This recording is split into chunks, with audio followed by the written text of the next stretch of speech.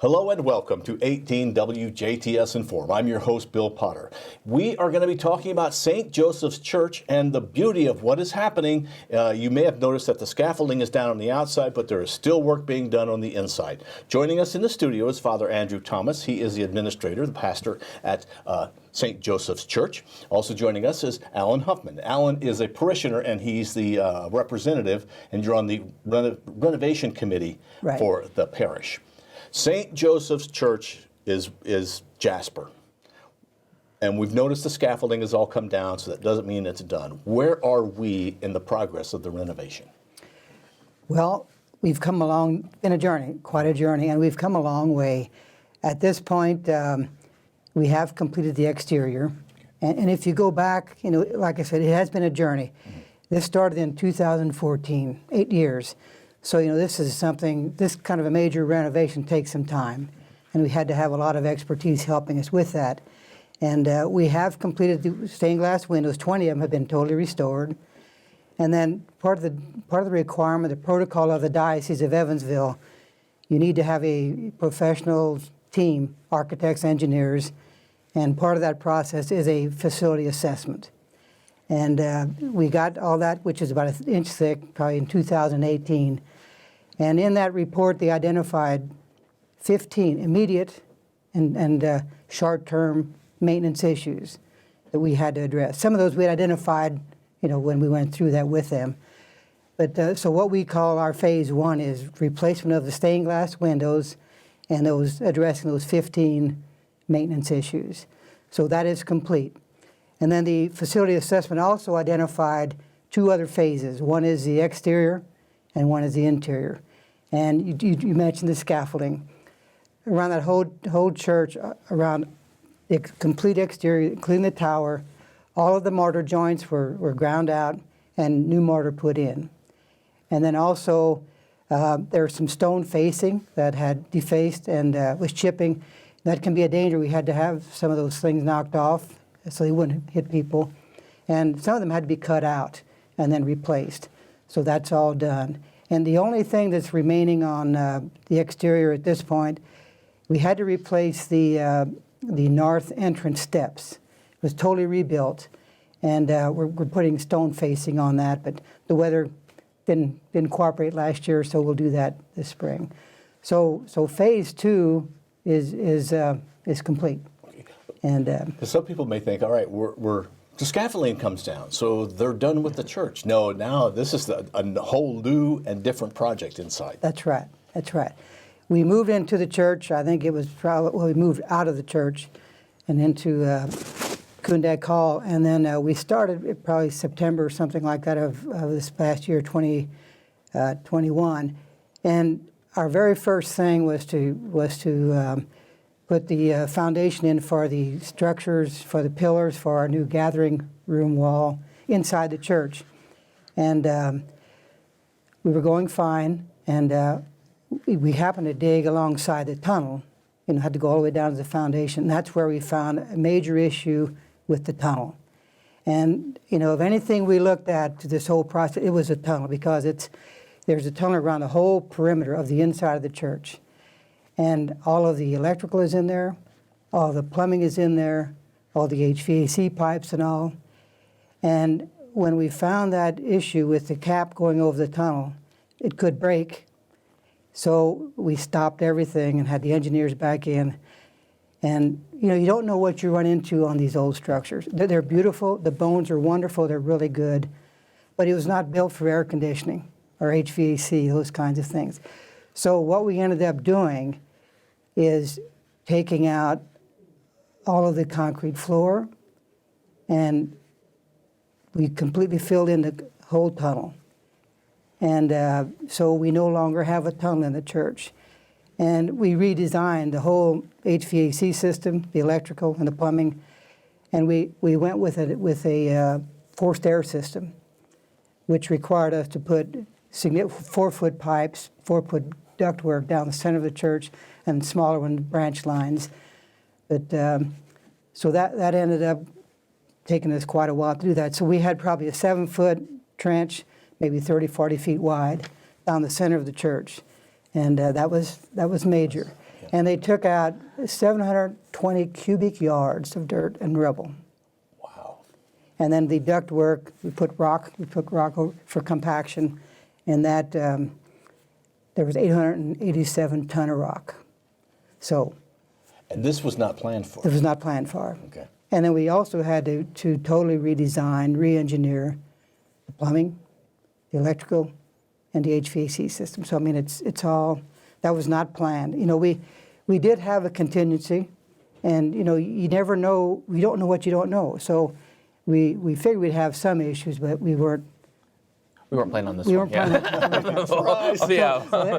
so that was a bit of a glitch, and it was really pretty traumatic. Yeah. I mean, Well, it's pretty phenomenal if you think about it. This church was completed when initially? 1880. Okay, so there's no electricity. No. There's no indoor plumbing. No. No one knew what the word air conditioning meant. You know, That's we all right. knew heat, which would have been, I guess, fireplaces, you know, Yeah. back Right, in the day. right. To be able to do that church, to keep standing and to be able to do what you're doing is just amazing. Yeah. Yeah. We, you know, we really do feel good where we are.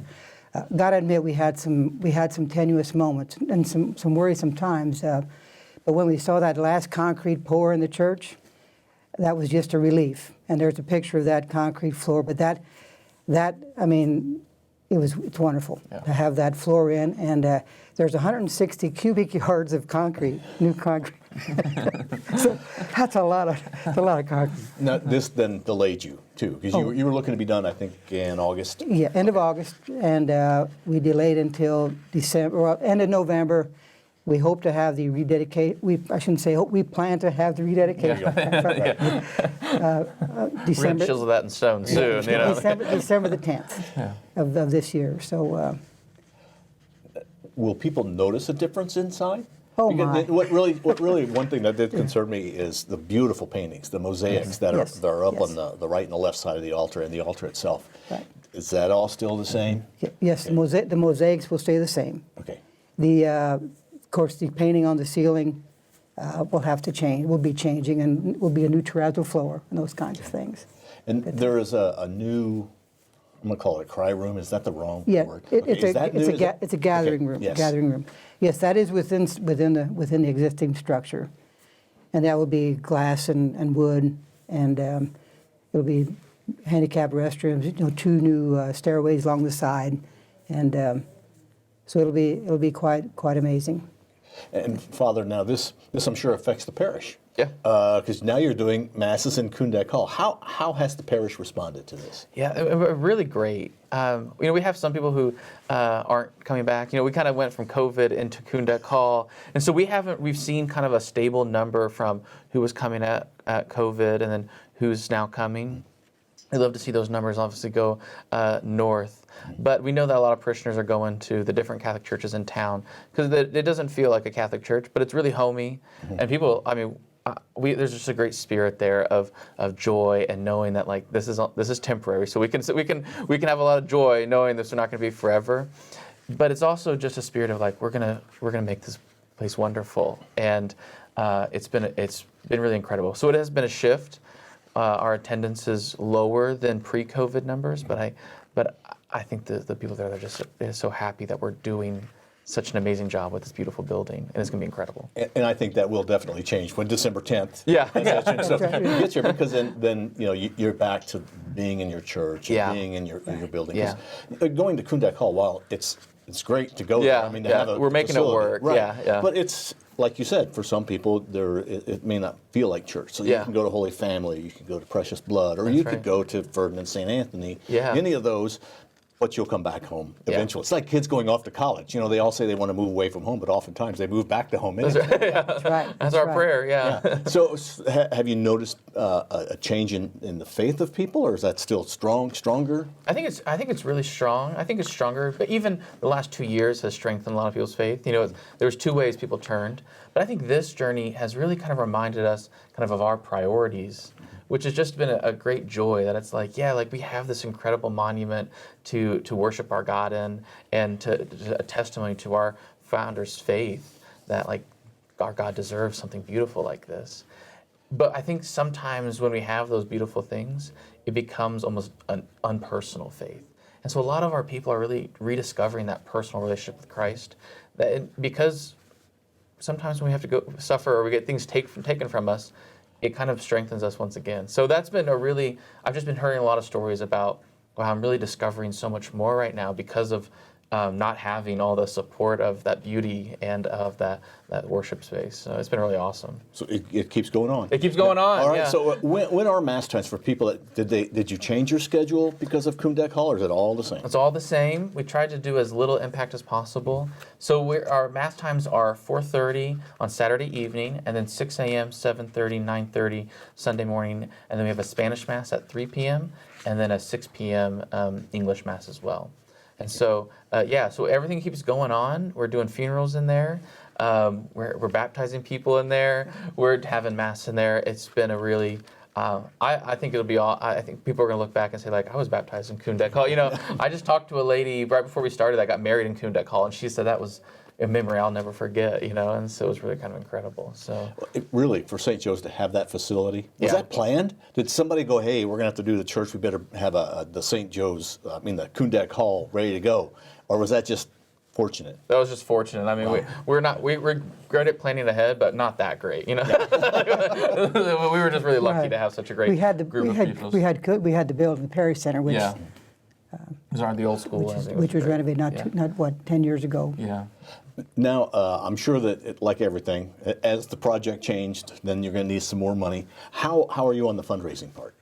We're doing really great. You know, we've got a great team going out there. We're about $500,000 short, and which is really just a beautiful blessing. Our $10 million goal is we're getting really close.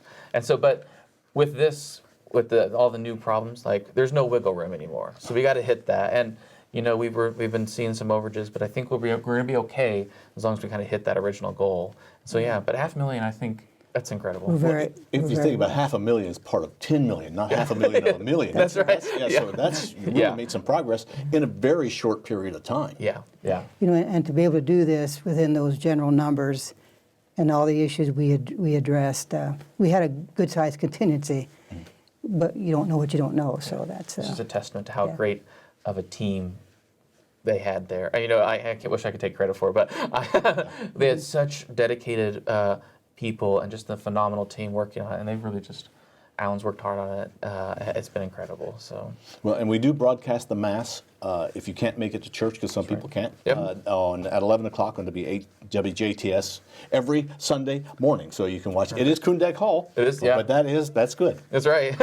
You're right there with us. If somebody would like to give some money, what's the best way to do that? How can they do that? So if you go onto the parish website and you kind of scroll near the bottom, there is a link for the Our Time Capital campaign. They click on that. There's a digital pledge card, or they can also just do an online giving right away. So either way is acceptable. We love those long-term pledges as long as they've got a couple commas in there or something, you know. Okay. But no, yeah. So the best way to do it is go to the bottom of our webpage and they'll see the Our Time Capital campaign square. So, yeah.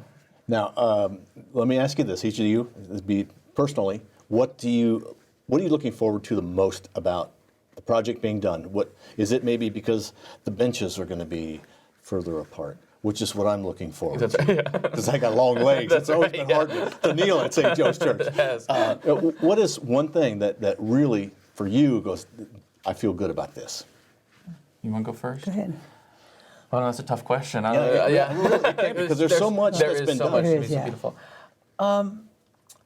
I think what I'm looking forward to the most is having the space back that glorifies God, but more than anything, being back to what feels like a stable place to worship. And I think people have been just incredible and have been so great, but it's not home yet.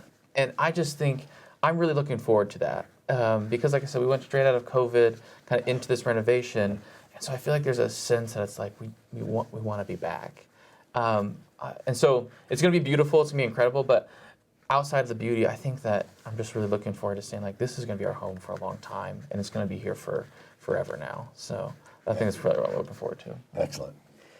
Well, you know, for me, I mean, I agree, but you know, for me, we set out on this journey to really, the St. Joe Church is a gift from our ancestors. You know, and we had some major issues. So for me, we're really preserving this St. Joseph Church for future generations, for our kids and grandkids. So to me, it's going to be there, and we've done it right. So it's a good feeling.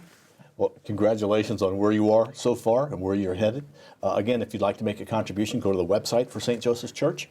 St. Joseph's, what's the website? Yeah, stjosephjasper.org. stjosephjasper.org? Yep. Saint spelled out. Yes. Okay. Yep. And, Saint spelled out, that's important. That's right, that is Right. important. That's Yeah. right. Yeah. If not, just call the church. Yeah, that's right. We'll That's figure right. it out. Anything else that you gentlemen would like to add? Well, one thing, we currently have scaffolding going up inside the church. So there will be a dance floor on top to be able to work on the ceiling. So the parking lots are going to be closed. Okay. So we ask people to, we're sorry about that, but we have a parking lot, the new parking lot where for the Rooksford Field, where the old 10th Street School was. So if folks can park on that side, we'd appreciate that. So. Minor inconveniences now are going to lead to a new home Yeah, in yeah. the future. All right. Gentlemen, thank you for being our guest. Thanks for having us. Our guest has been Father Andrew Thomas. He's the administrator at St. Joseph's Church in Jasper. Also joining us, Alan Hoffman, known as Butch, who is a parishioner at St. Joe's, but also the parish representative for the committee and one of the co-chairs, right? You and Dan Fritch. He's a fundraising guy. He's a fundraiser. He's the money man. That's He's the right. man, right? He's done a phenomenal job. Right. Yeah. All right. I take care of the rest. All right. Well, thank you very much for joining us for 18 WJTS in Form. We are local people watching local people.